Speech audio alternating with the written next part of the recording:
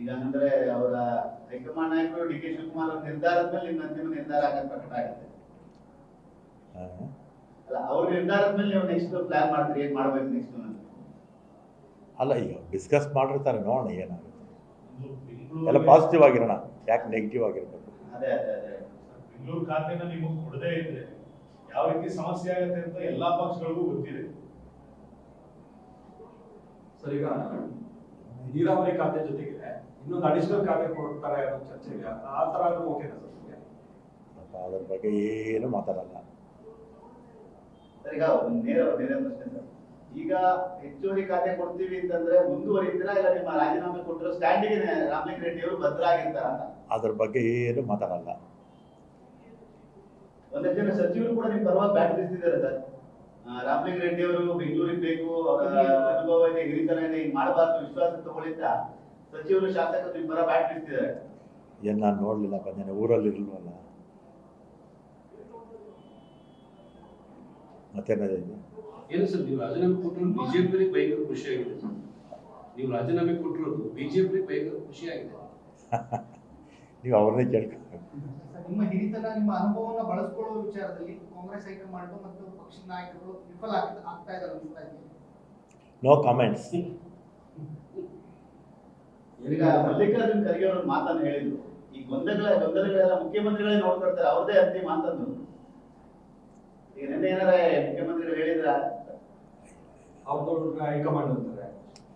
ಈಗ ಅಲ್ಲಿ ಯಾವ ಯಾವ ಹಂತದಲ್ಲಿ ಏನೇನಾಯಿತು ಅಂತ ನಮಗೂ ಗೊತ್ತಿಲ್ಲ ಅಲ್ವಾ. ನಾವು ನೋಡದೇ ಇರೋದನ್ನು ಊಹೆ ಮಾಡ್ಕೊಂಡು ಹೆಂಗೆ ಮಾತಾಡೋದು?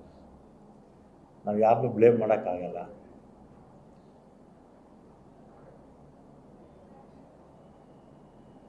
ರಾಮಲಿಂಗ ರೆಡ್ಡಿ ಅವರು ರಾಜೀನಾಮೆ ಕೊಟ್ಬಿಟ್ಟಿದ್ದಾರೆ. ವಾಟ್ ನೆಕ್ಸ್ಟ್ ಅನ್ನೋದು ಇಡೀ ರಾಜ್ಯದ ಜನರ ಕುತೂಹಲ, ಕಾಂಗ್ರೆಸ್ ಕಾರ್ಯಕರ್ತರು, ನಿಮ್ಮ ಅಭಿಮಾನಿಗಳ ಒಂದು ಕುತೂಹಲ. ಪಕ್ಷದ ನಾಯಕರ ಭರವಸೆಯ ಪ್ರಕಾರ ನಾವು ಹಿಂಸರಿತೀವೋ ಅಥವಾ ನಿಮ್ಮ ಸ್ಟ್ಯಾಂಡಿಗೆ ಬದ್ಧರಾಗಿದ್ದೀವಿ?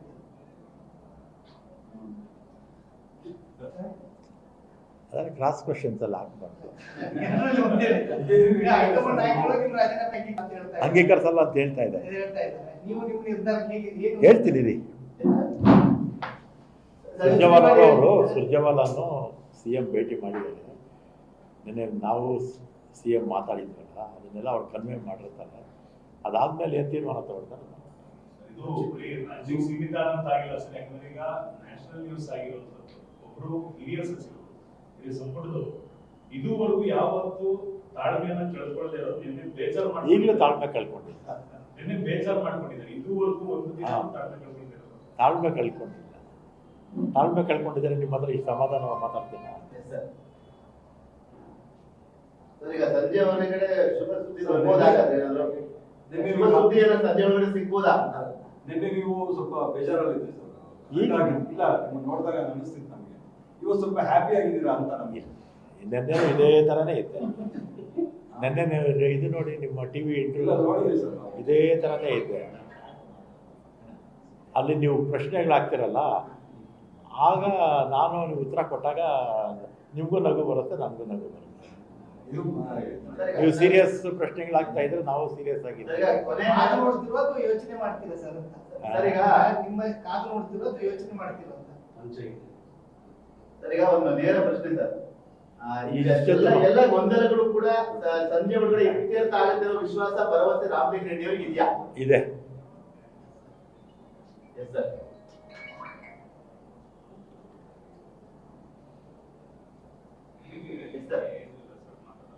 ಮತ್ತೆ ಭೇಟಿ ಆಗ್ತೀರಾ ಹೆಂಗೆ ಸರ್ ಅವ್ರನ್ನ, ಸುರ್ಜೇವಾಲ ಅಥವಾ CM ಅವ್ರನ್ನ? ಈಗ ಅವರಿಬ್ಬರು ಭೇಟಿ ಆದ್ಮೇಲೆ ಸಿಗ್ತೀನಿ ಅಂತ ಹೇಳಿದ್ರು. ಅವ್ರು ಫೋನ್ ಮಾಡಿದ್ರೆ ನೀವು ನನ್ನ ಹಿಂದೆ ಬರೋಕೆ ಹೋಗಬೇಡಿ, ಅಲ್ಲಿವರೆಗೂ ನಾನೇ ಹೇಳ್ತೀನಿ. ಇಲ್ಲ ಸರ್, ಅಲ್ಲೇ ಸಿಗ್ತೀನಿ. ಅಲ್ಲೂ ಬೇಡ, ಇಲ್ಲೇ ಇರುತ್ತೆ. ನೇರ ನಿದ್ದೆ ಬರಲ್ಲ, ಅಲ್ಲೇ ಬಂದು ಏನಿಲ್ಲ ಸರ್, ನಿಮ್ಮ ಮೇಲೆ ಪ್ರೀತಿ ಅಷ್ಟೇ. ನ್ಯೂಸ್ ಫಸ್ಟ್, ನಿರ್ಭೀತಿಯಿಂದ ನಿಮ್ಮ ಪರವಾಗಿ.